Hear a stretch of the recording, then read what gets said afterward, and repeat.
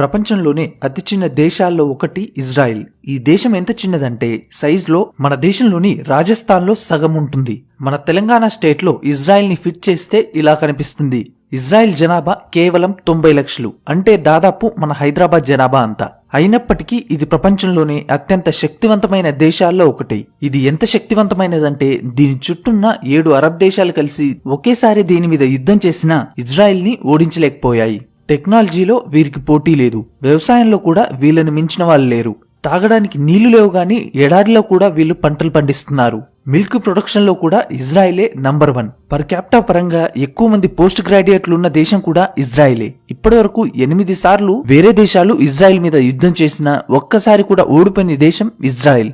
Gaza మీద కాల్పులు ఆపాలని ప్రపంచంలో ఉన్న 53 ఇస్లాం దేశాలు కలిసి వార్నింగ్ ఇచ్చినా, ఆఖరికి ఐక్యరాజ్యసమితి హెచ్చరించినా కూడా ఒక్క అడుగు కూడా వెనక్కి వేయని దేశం ఇజ్రాయిల్. ఇలా చెప్పుకుంటూ పోతే చాలా ఉన్నాయి. అసలు గట్టిగా 1 కోటి మంది కూడా లేని ఇజ్రాయిల్ ని చూసి పెద్ద పెద్ద దేశాలు ఎందుకు వణుకుతున్నాయి? ఒకప్పుడు పూర్తిగా అప్పుల్లో కూరుకుపోయిన ఇజ్రాయిల్ ఇప్పుడు ఏ రేంజ్ లో డెవలప్ అయింది? వీళ్ళ నుంచి ఏం నేర్చుకోవాలి అనే విషయాలు ఈ వీడియోలో మనం తెలుసుకుందాం. మరెందుకు ఆలస్యం? Israel, Innovation Nation.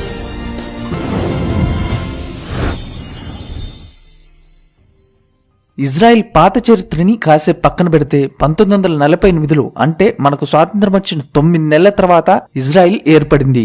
ఇజ్రాయిల్ కి స్వాతంత్రం వచ్చి 24 గంటలు కాకముందే పక్కనే ఉన్న 9 అరబ్ దేశాలు ఇజ్రాయిల్ మీద యుద్ధాన్ని స్టార్ట్ చేశాయి. అప్పుడు ఇజ్రాయిల్ జనాభా 5 లక్షలు, శత్రు దేశాల జనాభా 6 కోట్లు. ఇజ్రాయిల్ కన్నా 120 రెట్లు ఎక్కువ. ఆ యుద్ధంలో ఏ దేశం కూడా ఇజ్రాయిల్ కి సపోర్ట్ చేయలేదు, ఆఖరికి మనం కూడా. ఇజ్రాయిల్ ఒంటరిగా పోరాడింది, గెలిచింది. అరబ్ దేశాలు ఓడిపోయాయి. ఆ తర్వాత 7 సార్లు ఇజ్రాయిల్ మీద యుద్ధాలు జరిగాయి. యుద్ధం జరిగిన ప్రతిసారి ఇజ్రాయిలే గెలిచింది. ఇప్పటి వరకు ఒక్కసారి కూడా ఇది ఓడిపోలేదు. 1989 నుంచి ఒక్క పాలస్తీనా వాళ్ళు మాత్రమే 170 సార్లు ఇజ్రాయెల్ మీద దాడులు చేశారు. ఎప్పుడు ఎవడెటాక్ చేస్తాడో తెలీదు, చుట్టూ శత్రువులే. ప్రతి 10 సంవత్సరాలకోసారి ఖచ్చితంగా యుద్ధం చేయాల్సిన పరిస్థితి. ఇలాంటి పరిస్థితులున్న ఒక దేశం మహా అయితే ఏం డెవలప్ అవుతుంది కదా? ఈ వీడియోని పూర్తిగా చూడండి. ఇజ్రాయిల్ అంటే ఏంటో, ఇజ్రాయిల్ ఏ రేంజ్ లో డెవలప్ అయిందో మీకే తెలుస్తుంది. సైన్స్ అండ్ ఎడ్యుకేషన్ గురించి మాట్లాడే ముందు ఇజ్రాయిల్లో 99% అందరూ చదువుకున్న వాళ్లే. వీళ్ళ చదువులు మనలాగా బట్టి చదువులు కాదు. 1960 నుంచి ఇప్పటి వరకు ఇజ్రాయిల్ కి చెందిన 13 మందికి నోబెల్ ప్రైజ్ వచ్చింది. 120 కోట్ల జనాభా ఉన్న మన దేశం 1930 తర్వాత ఇప్పటి వరకు సైన్స్ లో ఒక్క నోబెల్ ప్రైజ్ కూడా పొందలేకపోయింది. కానీ 2004 నుంచి ఇప్పటి వరకు ఒక్క సైన్స్ లోనే ఇజ్రాయిల్ కు 6 నోబెల్ ప్రైజులు వచ్చాయి. అన్ని అరబ్ దేశాలు కలిసి సంపాదించిన నోబెల్ ప్రైజ్ల కన్నా ఈ చిన్న దేశం ఇజ్రాయిల్ సంపాదించిన నోబెల్ ప్రైజ్లే ఎక్కువ. అంతేకాదు, వరల్డ్ లోని టాప్ 100 యూనివర్సిటీస్ లో ఇజ్రాయిల్ కి చెందిన 3 యూనివర్సిటీస్ ఉన్నాయి. ఇజ్రాయిల్ కన్నా 150 రెట్లు పెద్దదైన మన దేశం నుంచి ఒక్క యూనివర్సిటీ కూడా టాప్ 100 లో లేదు. అంతేకాదు, సొంతంగా ఉపగ్రహాల్ని తయారు చేసి స్పేస్ లోకి పంపే టెక్నాలజీ ఈ ప్రపంచంలో కేవలం 10 దేశాలకు మాత్రమే ఉంది. అందులో ఇజ్రాయిల్ ఒకటి. 1988 నుంచి ఇప్పటి వరకు ఇజ్రాయిల్ 13 ఉపగ్రహాల్ని స్పేస్ లోకి పంపించింది. ఆఖరికి మనం కూడా రీసాట్-2 అనే స్పై శాటిలైట్ ని ఇజ్రాయిల్ నుంచే కొనుక్కొని స్పేస్ లోకి పంపించాం. దీన్నే ఇప్పుడు శత్రు దేశాల మీద నిఘా ఉంచడానికి యూజ్ చేస్తున్నాం. స్కూల్ పిల్లలు తయారు చేసిన శాటిలైట్ ని స్పేస్ లోకి లాంచ్ చేసిన ఫస్ట్ కంట్రీ కూడా ఇజ్రాయిలే. అమెరికాలో ప్రతి 10,000 మందికి 85 మంది సైంటిస్టులు, ఇంజనీర్లుంటే జపాన్ లో ప్రతి 10,000 మందికి 83 మంది సైంటిస్టులు, ఇంజనీర్లున్నారు. అదే ఇజ్రాయిల్లో ప్రతి 10,000 మందికి 140 మంది సైంటిస్టులు, ఇంజనీర్లున్నారు. దీన్ని బట్టే అర్థం చేసుకోవచ్చు ఇజ్రాయిల్ యొక్క ఎడ్యుకేషన్ సిస్టమ్ ఎంత స్ట్రాంగ్ గా ఉందో. దీనికి మెయిన్ రీజన్ ఇజ్రాయిల్ గవర్నమెంట్. 1950-60లోనే వీళ్లు తమ బడ్జెట్ లో 30% స్కూల్స్ మరియు యూనివర్సిటీస్ డెవలప్ చేయడానికి ఖర్చు చేశారు. Next, Israel agriculture. ఇజ్రాయిల్లో ఉన్న 66% ల్యాండ్ అంతా ఎడారి. ఇక్కడ వర్షాలు కూడా చాలా తక్కువ. తాగడానికి కూడా వీళ్ళ దగ్గర నీళ్లు లేక పక్కనే ఉన్న సముద్రం నుంచి పైప్లేసి తీసుకొచ్చిన సాల్ట్ వాటర్ నుంచి సాల్ట్ ని తీసేసి యూజ్ చేస్తున్నారు. తాగడానికే నీళ్లు లేవు, వీళ్లు వ్యవసాయం ఏం చేస్తారు అని అనుకోకండి. ఇజ్రాయిల్లోని ఇండ్లలో వాడే 60% వాటర్, ఇండస్ట్రీస్ లో వాడే 85% వాటర్ ఇలా సముద్రం నీటి నుంచి డిసాలినేషన్ ద్వారా తయారు చేసిందే. వాడిన మురికి నీటిని 20% రీసైకిల్ చేయడమే చాలా కష్టం. అలాంటిది ఇజ్రాయిల్ 97% డ్రైనేజ్ వాటర్ ని ప్యూరిఫై చేసి అదే వాటర్ తో వాళ్ళ దేశంలోని సగం వ్యవసాయానికి నీళ్లందిస్తుంది. అంటే స్నానాలు చేసి ప్లేట్లు కడిగిన నీళ్లతోనే వీళ్ళు పంటలు పండిస్తున్నారన్నమాట. ఇజ్రాయెల్ వ్యవసాయానికి యూజ్ చేస్తున్న నీళ్లలో 55% నీళ్లు ఇలా డ్రైనేజ్ వాటర్ నుంచి ఫిల్టర్ అయి వచ్చినవే. మనమేమో డ్రైనేజ్ వాటర్ ని గలీజ్ నీళ్లని నదుల్లోకి వదిలేసి ఉన్న నదుల్ని కూడా గలీజ్ చేస్తున్నాం. వీళ్ళేమో అదే గలీజ్ నీళ్లని ప్యూరిఫై చేసి అద్భుతమైన పంటల్ని పండిస్తున్నారు. మరో మెయిన్ విషయం ఏంటంటే వీళ్ళకి కావాల్సిన 90% ఆహార పదార్థాల్ని వీళ్ళే సొంతగా పండించుకుంటున్నారు. వీళ్ళు పండించే దాంట్లో 45% కూరగాయలు, పండ్లే. అంతేకాదు యుఎస్, యూకే లాంటి డెవలప్డ్ కంట్రీస్ లో కూడా 30% వాటర్ లీకేజీల వల్ల వేస్ట్ అవుతుంది. కానీ ఇజ్రాయిల్లో 7% వాటర్ మాత్రమే లీకేజీల వల్ల వేస్ట్ అవుతుంది. నీటిని ఎంత బాగా వాడుకోవాలో ఇజ్రాయెల్ కి తెలిసినంతగా వేరే ఏ దేశానికి తెలియదు. అందుకే నీటిని రీసైక్లింగ్ చేసే దేశాల్లో ఇజ్రాయెలే ప్రపంచంలో నంబర్ 1. డ్రిప్ ఇరిగేషన్ సిస్టమ్ ని కనిపెట్టింది కూడా వీళ్లే. ఈ సిస్టమ్ ద్వారా వీళ్లు 70% తక్కువ వాటర్ తో పంటల్ని పండిస్తున్నారు.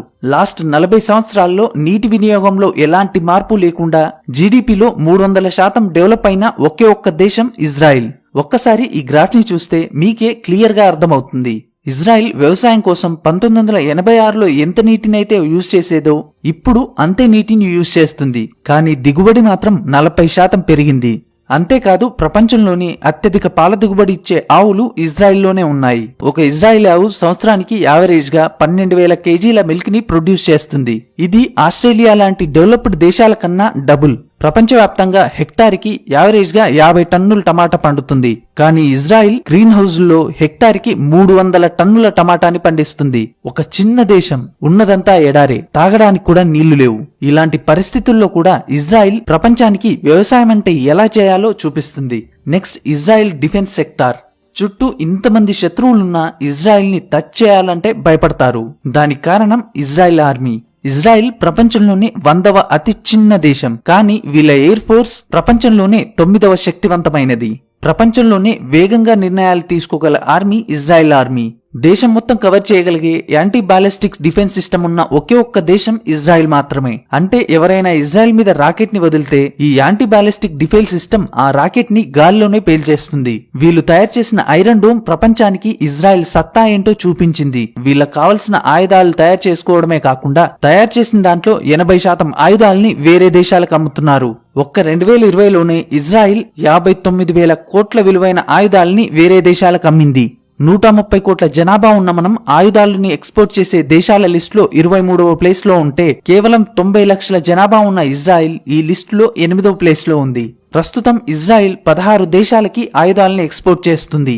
ఇజ్రాయిల్ నుంచి ఆయుధాలను కొనుక్కుంటున్న దేశాల్లో మనమే టాప్. మనం ఇప్పటివరకు కొన్న ఆయుధాల్లో 30% ఆయుధాలు ఇజ్రాయిల్ నుంచి కొన్నవే.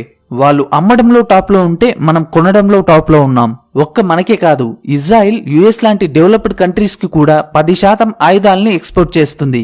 ఆయుధాల్లోనే కాదు, డ్రోన్స్ ని తయారు చేయడంలో కూడా ఇజ్రాయిలే నంబర్ 1. 1985 నుంచి 2014 వరకు మార్కెట్ లో అమ్ముడైన డ్రోన్స్ లో 60% డ్రోన్స్ ని ఇజ్రాయిలే తయారు చేసింది. రీసెంట్ గా మనం కూడా వీళ్ళ దగ్గర నుంచే డ్రోన్స్ ని కొనుక్కున్నాం. 90 లక్షల జనాభా ఉన్న ఈ దేశంలో 35 లక్షల మంది ఆర్మీలో పనిచేస్తున్నారు. ఇజ్రాయిల్లో పుట్టిన అమ్మాయైనా అబ్బాయైనా 18 సంవత్సరాలు దాటిన తర్వాత తప్పకుండా ఆర్మీలో పనిచేయాలి. మగవాళ్ళైతే 3 సంవత్సరాలు, ఆడవాళ్ళైతే 2 సంవత్సరాలు. అది సినిమా హీరో కొడుకైనా, కోటీశ్వరుడు కొడుకైనా, ఆఖరికి PM కొడుకైనా సరే ఆర్మీలో ఖచ్చితంగా పనిచేయాల్సిందే. అందుకే వీళ్ళ దేశంలో ప్రధానమంత్రులు కూడా ఒకప్పుడు సైనికులే. ఈ రూల్ వల్ల ఇజ్రాయెల్లో ఉన్న ప్రతి ఒక్కరికి 18 సంవత్సరాల వయసులోనే ఒక ప్రాబ్లం ని ఎలా హ్యాండిల్ చేయాలో తెలుస్తుంది. దేశం అంటే ఏంటో తెలుస్తుంది. ఇంట్రెస్టింగ్ విషయం ఏంటంటే ఇజ్రాయెల్లో ఉన్న ప్రతి ఒక్కరికి గన్నుని ఎలా వాడాలో తెలుసు. అవసరమైతే ఆ దేశంలోని ప్రతి ఒక్కడు సైనికుడిగా మారగలడు. Next, Israel startups. Israel startups కి ఒక స్వర్గం లాంటిది. ఒక పక్క ఇంతమంది శత్రువులున్న ఈ చిన్న దేశం నుంచి వచ్చే స్టార్టప్స్ ప్రపంచాన్ని ఏలుతున్నాయి. వరల్డ్ లో ఫస్ట్ మొబైల్ మోటరోలా తయారైంది ఇజ్రాయెల్లోనే. వాయిస్ మెయిల్ టెక్నాలజీని డెవలప్ చేసింది ఇజ్రాయిలే. మొట్టమొదటి కంప్యూటర్ వైరస్ ని తయారు చేసింది వీళ్లే. వీళ్ళు తయారు చేసిన మొబైల్ ఐ అనే కంపెనీని 2017లో ఇంటెల్ కొనుక్కుంది. వీళ్ళు తయారు చేసిన వేజ్ అనే గూగుల్ మ్యాప్స్ లాంటి కంపెనీని 2013లో గూగుల్ కొనుక్కుంది. ఇవే కాదు, Waze, Wix, SodaStream, Fiverr లాంటి స్టార్టప్స్ అన్నిటికీ పుట్టినిల్లు ఇజ్రాయిల్. అంతేకాదు IBM, మైక్రోసాఫ్ట్, గూగుల్, యాపిల్ లాంటి ప్రపంచంలోని టాప్ కంపెనీల్లో 50% కంపెనీలు తమ R&D సెంటర్స్ ని ఇజ్రాయిల్లో స్టార్ట్ చేశాయి. గ్లోబల్ స్టార్టప్ ఎకోసిస్టమ్ ఇండెక్స్ లో US, UK తర్వాత ఇజ్రాయిల్ 3వ ప్లేస్ లో ఉంది. మనం 20వ ప్లేస్ లో ఉన్నాం. ఇజ్రాయిల్ డెవలప్ అవడానికి మరో మెయిన్ రీజన్ ముసాద్. మనకు రా ఎలాగో ఇజ్రాయెల్ కి మూసాద్ అలాగా. మూసాద్ అంటే మరణం అని అర్థం.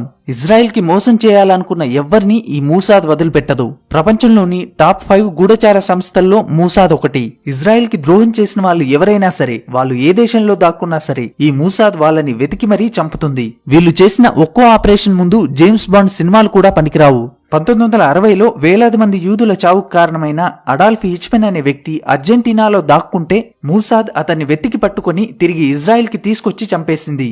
1972లో 11 మంది ఇజ్రాయెల్ ఒలింపిక్ ప్లేయర్స్ ని పాలస్తీనా ఉగ్రవాదులు చంపేస్తే అందుకు కారణమైన ప్రతి ఒక్కరిని వెతికి చంపింది మూసాద్. 1976లో 94 మంది ఇజ్రాయెల్ ప్రయాణికులున్న విమానాన్ని టెర్రరిస్టులు హైజాక్ చేస్తే 90 నిమిషాల కంటే తక్కువ టైంలో ఇజ్రాయెల్ ఆర్మీ వాళ్ళని రక్షించడానికి మెయిన్ రీజన్ మూసాదే. రీసెంట్ గా ఇరాన్ కి చెందిన న్యూక్లియర్ సైంటిస్ట్ ఫక్రీజాదేను అతని భార్యని జస్ట్ 3 నిమిషాల్లోనే రిమోట్ కంట్రోల్ గన్ని యూజ్ చేసి చంపింది మూసాదే.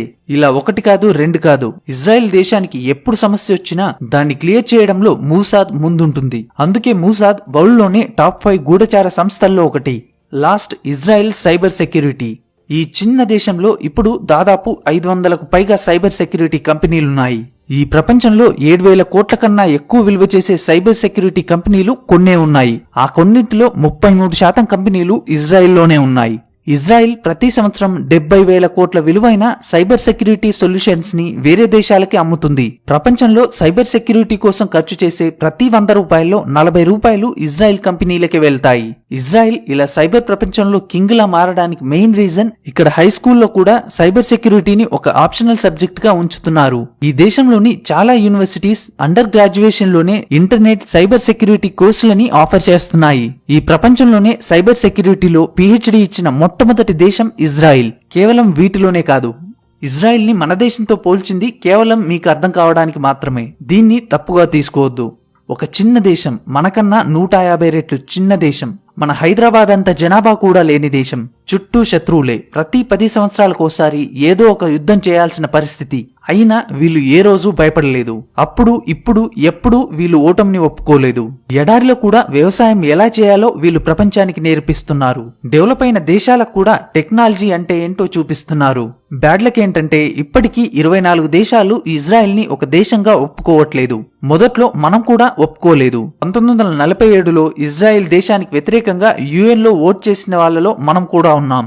పోనీ ఇజ్రాయెల్ ఒక దేశమైన తర్వాత అయినా మనం దాన్ని గుర్తించామా అంటే అదీ లేదు. ఇజ్రాయెల్ ని ఒక స్వతంత్ర దేశంగా గుర్తించడానికి మనకు 2.5 ఏళ్ల టైం పట్టింది.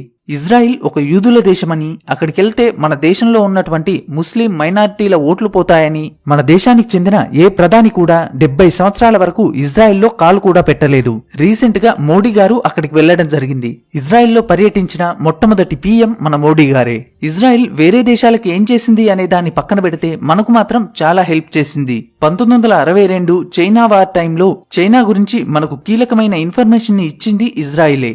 1971, 1999 వార్ టైంలో మనకు అవసరమైన ఆయుధాల్ని వెంటనే సప్లై చేసిన దేశం ఇజ్రాయెల్. నా వరకు మన దేశానికి ఎవరైనా మంచి ఫ్రెండ్ ఉన్నారంటే అది ఇజ్రాయెలే. ఇప్పుడు ఈ 2 దేశాల మధ్య ఉన్న ఫ్రెండ్షిప్ ఎప్పటికీ ఇలాగే ఉండాలని కోరుకుంటూ మీ ఫ్యాక్ట్స్ ఫర్ యూ.